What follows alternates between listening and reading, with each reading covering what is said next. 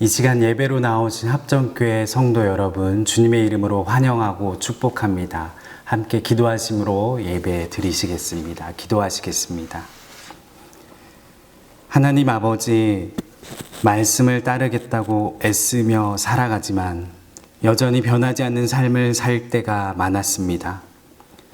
하지만 그때 의심이 생기고 지치고 포기하는 것이 아니라 우리를 여전히 이끄시는 하나님을 더욱 겸손히 우러러 볼 수 있는 영적인 눈을 허락하여 주옵소서. 하나님 손안에서 빛나게 갈고 닦아지게 하옵소서. 오늘도 주시는 말씀 영혼에 뿌려지는 씨앗 되게 하시고 열매 맺게 하옵소서. 예수님의 이름으로 기도합니다. 아멘. 함께 보실 하나님의 말씀 에베소서 5장 15절로 17절 말씀 제가 봉독해 올리겠습니다. 그런즉 너희가 어떻게 행할 것을 자세히 주의하여 지혜 없는 자 같이 말고 오직 지혜 있는 자 같이 하여 세월을 아끼라. 때가 악하니라. 그러므로 어리석은 자가 되지 말고 오직 주의 뜻이 무엇인가 이해하라. 아멘. 속도에서 깊이로라는 책을 보면 인간 정신세계가 내적인 측면과 외적인 측면으로 나뉠 수 있다, 이렇게 얘기를 합니다. 현대인은 외적인 측면으로만 기울어지고 있다고 이 책에서는 주장하고 있습니다.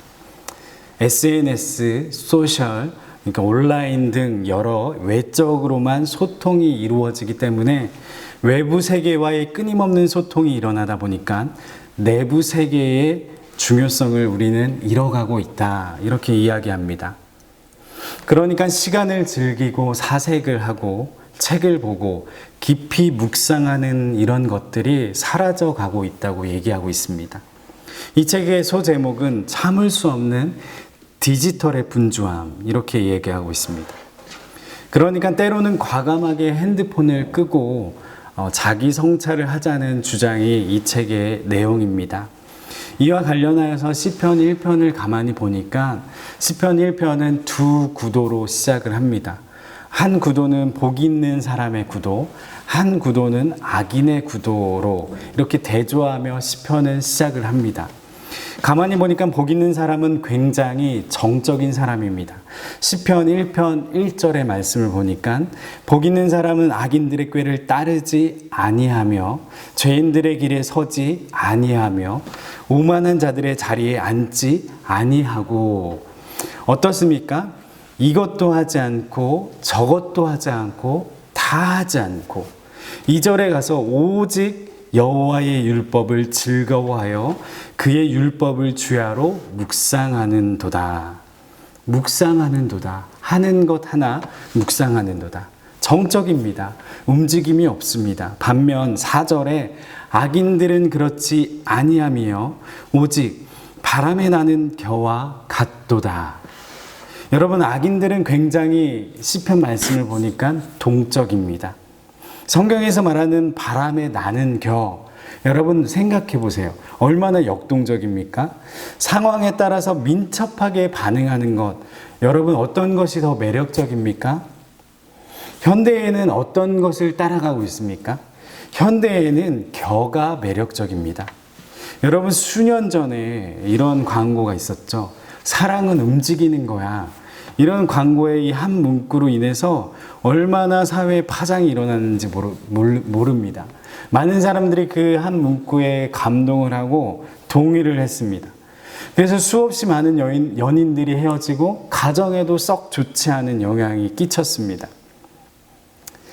그러다 보니까 세상에서 바라볼 때에 시냇가의 신기운 나무는 매력이 없습니다.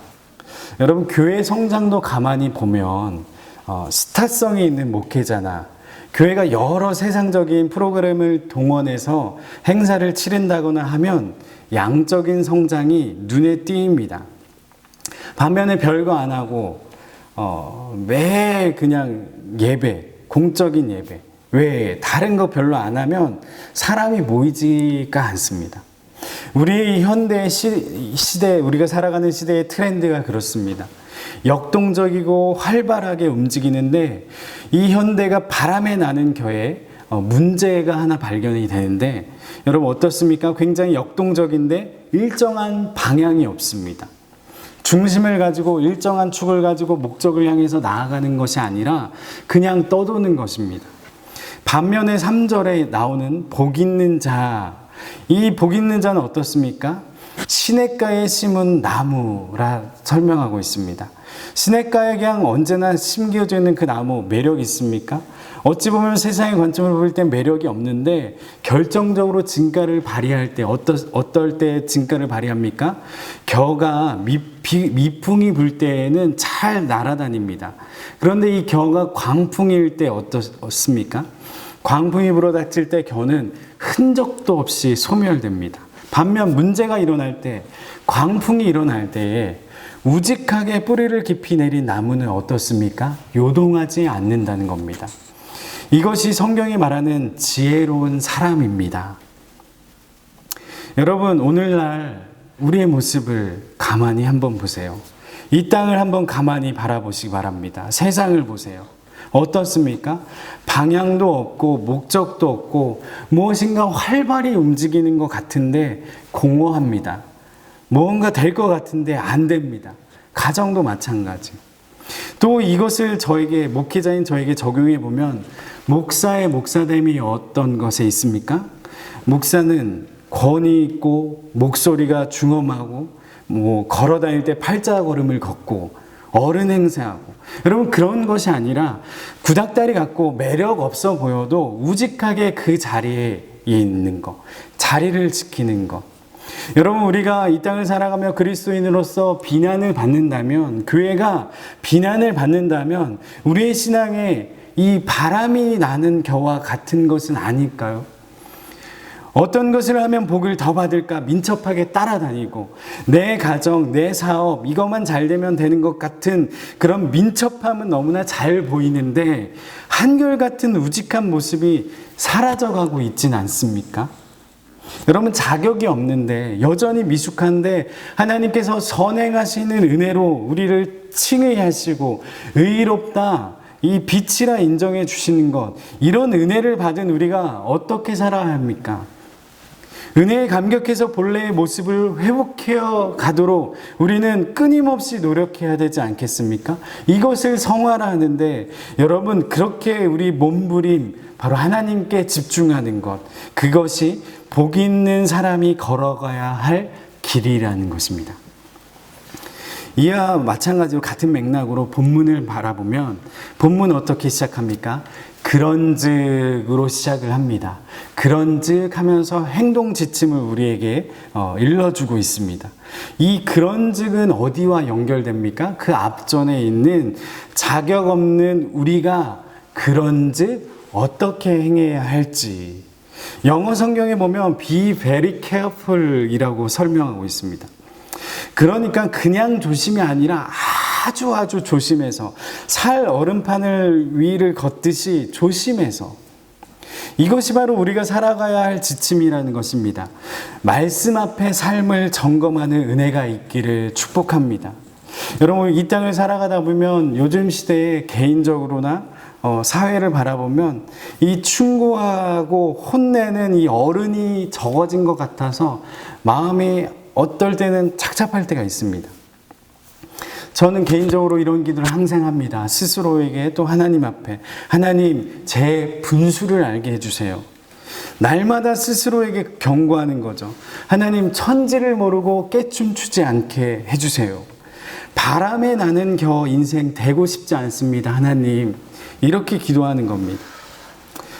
여러분 말씀에 따르면 얼마나 신중한가가 지혜 있고 없고가가 결정된다고 오늘 말씀을 통해서 시편 또 말씀을 통해서 또 수많은 성경 말씀을 통해서 증언하고 있습니다. 우리에게 말씀하고 있습니다. 대표적으로 다윗이 얼마나 진중한 사람이었습니까? 여러분 다윗이요 왕가제한 사람이요. 그리고 사울을 죽일 수 있는 상황이 왔는데도 촐랑거리지 않고 깊이 생각하고 그 순간조차도 하나님이시라면 이 상황을 어떻게 하셨을까? 아무리 어려운 상황이 이렇게 닥쳐올 할지라도 하나님 앞으로 나아가서 하나님께 아뢰는 사람이 다윗이었습니다. 하나님, 내가 어떻게 하시길 원할까? 이렇게 하나님께 여쭈는 사람이 다윗이었습니다. 그 삶의 결과가 다윗을 어떻게 평가하고 있느냐? 사무엘상 18장 15절의 말씀에 보니까 사울은 다윗이 크게 지혜롭게 행함을 보고 그를 두려워하였으나. 여러분, 지금 상황을 한번 보세요. 아직 다윗이 왕이 되지 않은 상황에서 사울이 왕입니다. 누가 칼을 쥐었습니까? 사울에게 칼이 쥐어져 있습니다. 권력이 누구에게 있습니까? 사울에게 있습니다. 여러분, 누가 봐도 이거는 게임이 되지 않는 싸움입니다. 그런데 누가 누구를 두려워한다고 성경 말씀을 증언하고 있습니까? 사울이 다윗을 두려워하고 있다고 말씀하고 있습니다. 여러분, 이 땅을 살아가는 그리스도인의 모습이, 우리의 모습이 이와 같아야 하지 않겠습니까? 우리에게 권력이나 총이나 칼은 없지만 그게 없다고 그것을 지으려고 몸부림치는 것이 아니라 아무것도 가진 것이 우리에겐 없지만 오늘 말씀처럼 be very careful, 정말 신중함을 가지고 하나님의 말씀을 우리의 삶의 중심에 모시고 하나님의 지혜를 가질 때에, 부어주시는 지혜 가운데 있을 때에 세상이 우리를 두려워한다는 것. 여러분, 다윗이 어떻게 이것이 가능했겠습니까? 18절, 14절, 그 앞전 14절의 말씀에 보니까 다윗이 그의 모든 일을 지혜롭게 행하니라, 여호와께서 그와 함께 계시니라, 이렇게 말씀하고 있습니다. 어떻다고요? 여호와께서 그와 함께 계시니라. 더 신중하시고 더 시냇가에 심기운 나무처럼 살 때에 하나님의 영성이 더 씌워질 줄로 믿습니다. 여러분, 그렇다면 우리가 하나님 부어주신 이 지혜 가운데 살아가야 되는데, 또한 그 지혜를 우리가 하나님께 받았는데 그 지혜를 삶 속에서 어디에 사용해야 합니까? 어떻게 사용하며 우리는 살아가야 합니까? 오늘 본문 말씀 두 가지를 사용하라 말씀하고 있습니다. 첫 번째로 시간 사용의 지혜가 필요하다 말씀하고 있습니다. 16절 말씀에 어떻게 말씀하고 있습니까? 세월을 아끼라. 또한 시편 90편 12절의 말씀에 보니까 우리에게 우리 날 계수함을 가르치사 지혜로운 마음을 얻게 하소서. 이 말씀들, 시간 사용과 지혜의 상관관계를 말씀하고 있습니다. 여러분, 돌아온 탕자를 보면, 탕자, 여러분 생각하시기에 어떤 사람입니까? 정말 나쁜 놈입니다. 이 살아있는 이 아버지를 죽었다 치고 자기에게 재산을 나눠달라 해서 그 재산 가지고 나가서 허랑방탕한 삶을 살았던 사람이 탕자입니다. 여러분, 그런데 진짜 아버지 마음을 아프게 한 것은 재산을 탕진한 것 아닙니다. 여러분, 그거 탕진했다고 아버지의 이 부유함에 흠집 하나 내지 못했습니다. 탕자는요. 여러분, 진짜 나쁜 짓이 무엇이었냐면 허랑방탕도 나쁜 거지만 그거보다 시간을 낭비했다는 것. 한 번뿐인 너의 시간은 누가 대신해 줄 수 없다는 것. 이 시간을 낭비했다는 것이 탕자의 가장 큰 잘못이라는 겁니다. 자녀를 타이를 때, 또 사람들에게 이 충고를 할 때 이런 말들 많이 하죠. 내가 돈을 낭비해, 여자를 만나, 도박을 해, 술을 마셔, 음주가무를 해, 이러면서 막 반박을 하죠. 여러분, 이거 자랑할 게 아니라 진짜 무서운 게 무엇입니까? 시간을 도둑질하는 것, 시간을 낭비하는 것, 관리하지 못하는 것.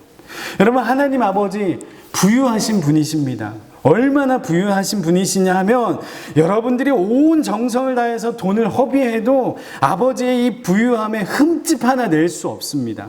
여러분, 그런데 허락하신 이 한 번뿐인 인생, 시간, 이것은 더 이상 기회가 없다는 것입니다. 그것을 오늘 성경 말씀은 말하고 있습니다. 존 파이퍼 목사님이 쓰신 삶을 허비하지 말라라는 책에 보면 미국 인디언 원주민들의 이 선교사였던 조나단 에드워즈라는 선교사님의 얘기를 언급합니다. 이 에드워즈 목사님이 20대에 하나님의 영광을 위해서 내가 살겠다 이렇게 결단하면서 메모를 시작했다고 하는데, 그 중에서 시간과 관련해서 3가지의 결심에 대해서 언급하고 있습니다. 5번째, 절대로 한순간도 낭비하지 않겠으며 최대한 유익하게 활용하겠다. 6번째, 살아있는 동안 온 힘을 다해서 살겠다. 그리고 17번째, 죽는 순간에 그렇게 살았으면 좋았을 텐데 라고 바라게 될 그대로 살겠다.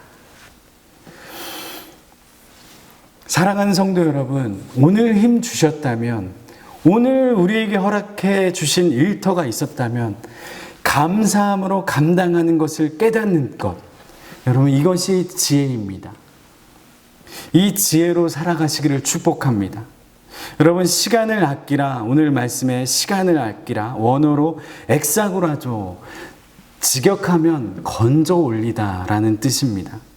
사다, 대가를 지불하고 얻다, 구하다, 이런 뜻이 있습니다. 여러분, 그런데요, 예수님께서 십자가 선상에서 마지막에 하신 말씀, 다 이루었다, 이 말씀이요. 그 단어도 엑사고라족입니다. 다 이루었다, 다 건져내었다.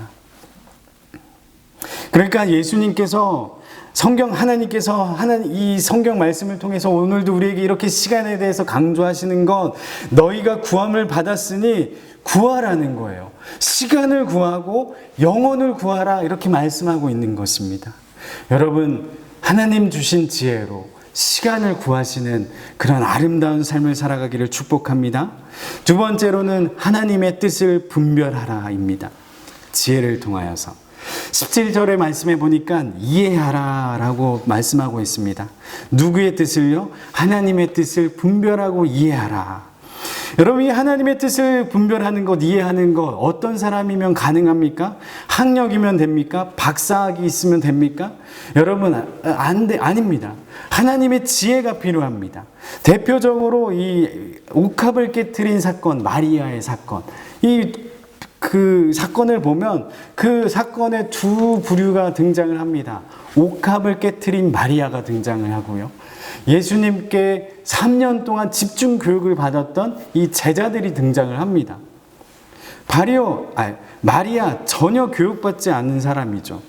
그런데 이 자기 확신에 빠진 제자들에게 욕까지 먹어가면서 향유를 깨트렸는데, 주님의 판단은 어떠했습니까? 주님께서는 마리아가 옳다.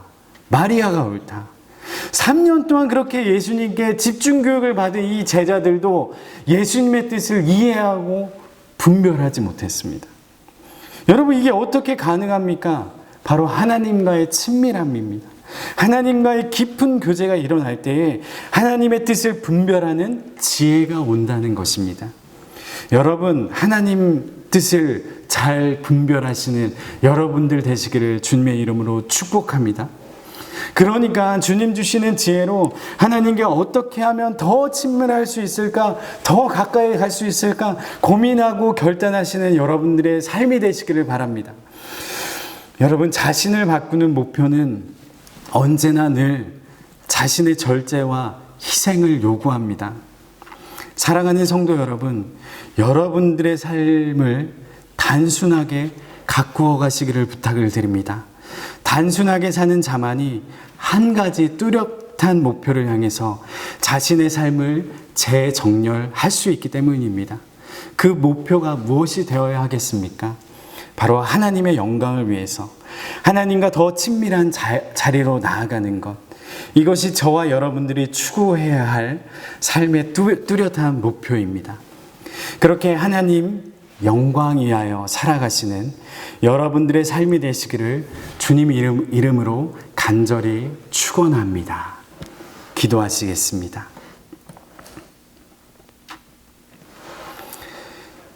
믿음의 인생을 아름답게 가꾸어 가시는 하나님, 꿈처럼 바람처럼 지나는 세월에 우리를 기억해 주시고 주의 자녀로 불러주신 이가 하나님이심을 어느 순간도 잊게 하지 말게 하시고, 사는 동안 썩어질 육체에 속한 생이 아닌 주님 안에서 자유한 그리스도인으로 굴곡진 새로운 시기에 하나님의 나라와 영혼을 위한 진리의 통로로 쓰임받는 교회와 그리스도인이 되게 하옵소서.